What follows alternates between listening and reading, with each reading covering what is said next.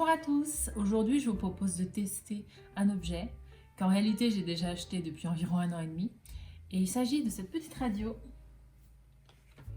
une radio Bluetooth. Alors la marque c'est Roberts, c'est la radio Roberts iStream 3. Et donc comme je vous le disais, je la possède depuis plusieurs mois, même plus d'1 an. Et je l'adore vraiment cette radio et j'avais vraiment envie d'en parler. Alors de quoi s'agit-il? Eh bien c'est simplement une radio Bluetooth. Elle fait radio FM, mais également radio internet, DAB, donc les radios digitales. Elle peut également lire tout ce qui est podcast, etc. Alors dans cette radio, comme vous voyez, elle est quand même assez compacte. La marque, donc c'est Roberts, c'est une marque anglaise. Bon, désormais c'est fabriqué en Chine, une bonne qualité de fabrication. Et on peut voir donc qu'il y a un aspect très rétro. Alors il y a plusieurs coloris qui sont disponibles. J'avoue que c'est un des éléments qui m'ont le plus plu quand j'ai découvert cette radio. Tout en ayant quand même un écran qui n'est pas un écran tactile, hein, c'est un écran manuel avec les boutons. Enfin, je vous montrerai un peu comment ça fonctionne au niveau des contrôles. C'est pas un écran tactile, mais il est quand même plutôt qualitatif. Et on peut faire tout ce qu'on veut et c'est quand même pas non plus une radio comme avaient nos grands-parents. Alors, on pourrait se poser la question, en 2022, pourquoi acheter une radio? Parce qu'après tout, on est à l'époque des playlists Spotify. Alors, pourquoi s'amuser avec une radio? On n'est plus à l'époque de la radio. Eh bien, en fait, pour tout vous dire, moi, j'ai un super souvenir de tous les temps passés à écouter la radio quand j'étais petite. Je passais vraiment mon temps sur ma chaîne IFI à chercher la chanson, à enregistrer des programmes, etc. Et je crois que j'étais un peu nostalgique, en fait, de cette époque où on pouvait zapper d'une chaîne à l'autre, où il y avait un côté humain où c'était un peu par hasard en fait qu'on pouvait découvrir des émissions, des personnes, des présentateurs, des programmes. Et moi ce côté hasard j'aime beaucoup. Donc j'ai recherché en fait une radio qui fasse les radios internet, qui fasse les podcasts, en fait pour avoir accès à toute l'offre, on va dire en audio, sans forcément passer soit par mon téléphone, soit par un ordinateur par exemple. Contrairement à d'autres modèles comme le iStream 3L, en fait ce modèle il ne contient pas de pile ni de batterie. C'est-à-dire que soit vous le faites fonctionner sur secteur, donc ça veut dire avec un fil, ce qui est quand même moins pratique, soit il faut ajouter des piles soi-même, donc des piles rechargeables. Et en fait les piles vont se recharger quand il est branché sur secteur. Cette radio, elle peut vraiment être emmenée partout. Alors je vous expliquais tout à l'heure qu'au niveau des batteries, c'est quand même assez problématique parce que ça la rend un peu plus lourde, le fait d'avoir toutes ces piles. Je crois qu'il y a 8 piles. Il y a un coût. L'autonomie n'est pas géniale avec les radios internet, donc avec la Wi-Fi activée, pas plus d'1 heure, 1 heure et demie maximum. Ce qui est quand même très court, il ne s'agit pas de partir en pique-nique avec ou de la faire tourner toute l'après-midi. C'est pour ça que jusqu'ici, pour moi, l'utilisation, c'est vraiment une utilisation dans la maison. Moi, j'aime bien quand je fais de la couture, par exemple, je la mets à côté de moi, je lance une radio internet, ou alors j'écoute un podcast. Plus rarement, je vais mettre un peu le DAB. Donc là où j'habite, il y a le DAB, donc ce sont des radios digitales, c'est-à-dire qu'en fait, digital, numérique. Et en fait, c'est des radios où il n'y a pas de question de qualité du son. Elles sont toutes numériques, donc il n'y a pas de friture sur la ligne. En fait, soit elles émettent pas. Un peu comme le numérique sur la TNT, par exemple, quand c'est arrivé. Voilà, c'est une qualité supérieure avec des informations en plus, la pochette, etc. Des choses qu'on n'avait pas forcément sur la FM classique. Mais ceci dit, cette radio, elle fait quand même FM également. Moi, je m'en sers pas du tout de ce fonctionnement parce que, comme je vous ai dit, il y a le DAB qui propose quasiment les mêmes radios avec une meilleure qualité et plus d'informations. Mais il reste quand même beaucoup d'endroits en France où il n'y a pas le DAB et donc il faut bien utiliser quelque chose. Et c'est là que la FM apparaît. Je trouve que la fonction FM, elle n'est pas très bien développée. On a assez peu d'informations qui apparaissent. Par exemple, le nom des stations n'apparaît pas. Il n'y a que les numéros. Pour les choisir, à moins de les connaître par cœur, c'est pas non plus super pratique. C'est aussi pour ça que je ne me sers pas vraiment de cette fonction, mais elle est là et elle existe. Une des possibilités les plus intéressantes sur cette radio, c'est la possibilité de la connecter à votre téléphone, parce que l'écran n'est pas un écran tactile, et c'est vrai que ça a un certain charme, mais aussi c'est pas très pratique parce que quand il s'agit de naviguer dans des menus, mine de rien, le tactile c'est quand même pratique. Il n'y a pas non plus de vrai clavier, c'est vraiment que des flèches, des boutons qui se tournent, etc. Et c'est pas toujours pratique. Par exemple, pour taper un podcast qu'on cherche, ben, c'est quasiment impossible sans passer par le téléphone. On y passe 1 heure, c'est super compliqué. Donc, on a une application sur iPhone sur téléphone, qui s'appelle Undock. Et cette application, elle peut être très facilement connectée à la radio. Et en fait, cette radio, ensuite, elle va pouvoir être pilotée par le téléphone. L'avantage, c'est effectivement pouvoir faire des recherches de podcasts, de stations de radio, etc.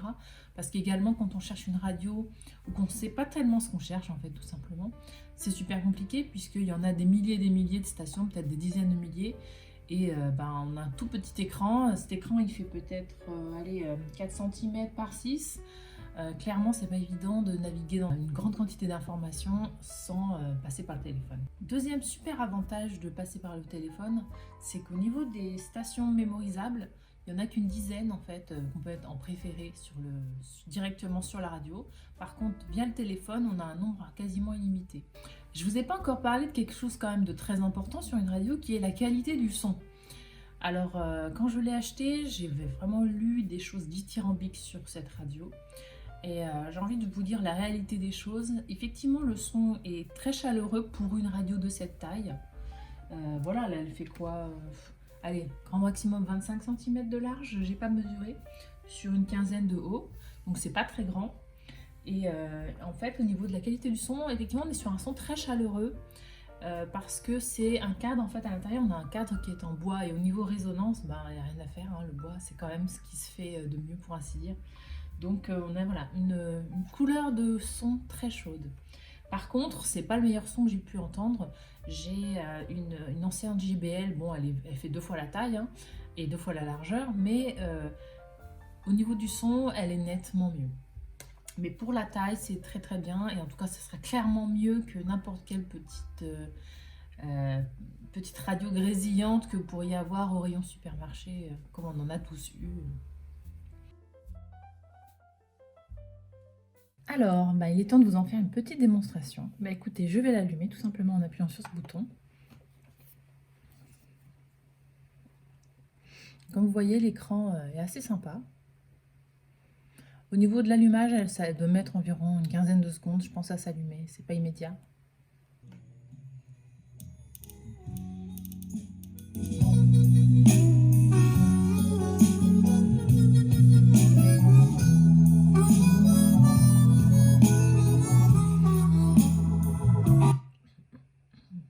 Qui n'a pas sa langue dans sa poche, et là aussi ce sera un grand moment de sincérité, une belle initiative autour du...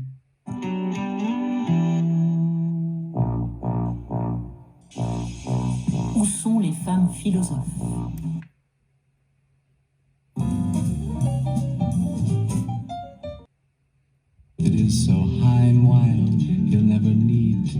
Délivrez-vous. Stranger Song de Léo. On peut s'en sortir.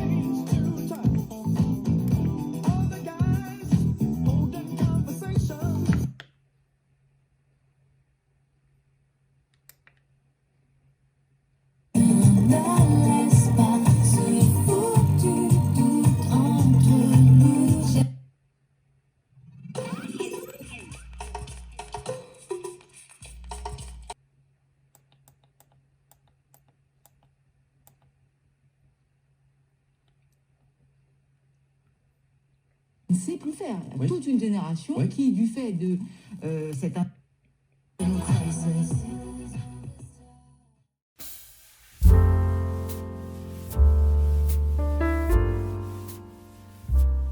J'espère que ce petit test de radio vous aura plu. En tout cas, comme vous l'aurez vu, moi je suis super contente de ma radio. Bon, mis à part pour les problèmes d'autonomie, mais franchement, j'ai aucun problème avec ça. En réalité, je ne l'emmène pas ni en voyage, ni à l'extérieur vraiment. Je m'en sers plutôt à différents endroits de la maison. C'est super fun à utiliser. J'aime beaucoup le son qu'elle produit. Certes pas le meilleur du monde, mais clairement un son vraiment de qualité.